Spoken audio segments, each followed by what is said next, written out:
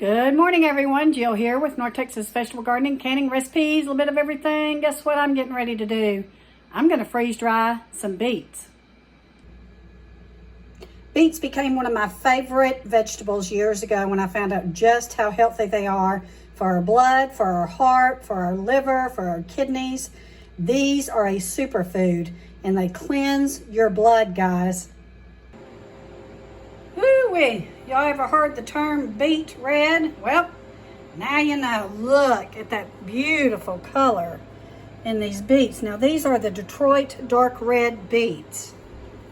So, not only, guys, am I going to freeze dry these beets, I'm going to freeze dry the green tops as well.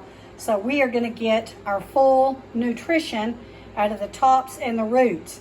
So why do we choose to freeze dry the greens and the beets? Because freeze drying maintains about 99% of your nutritional value. And this is going to make it easy for us to take it in daily, our daily intake of fresh veggies, by using it as a powder and either mixing it with some yogurt or mixing it with your regular smoothie mix or just drinking it in some water.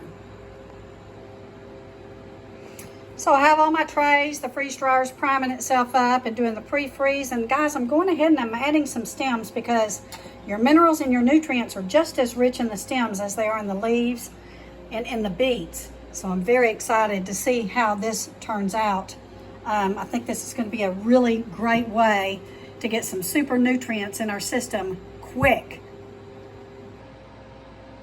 So if you have a large garden and you're trying to figure out how to preserve your harvest, freeze drying is a great way. As I stated before, it does maintain about 99% of its nutritional value. We went with a Harvest Right. We got it not quite a year ago, I don't believe, and we have used it tremendously to preserve our garden harvest, to preserve some meats, to make some super green powders, and we are really enjoying it. I'm going to go ahead and put my affiliate link below, and if you're thinking seriously about getting one, I ask that you check it out and go ahead and click on that link. So I'm going to put these in.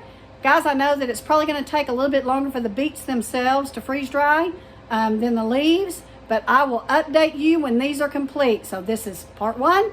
Stay tuned for part 2. See you guys soon. Love you all. Hit that subscribe button.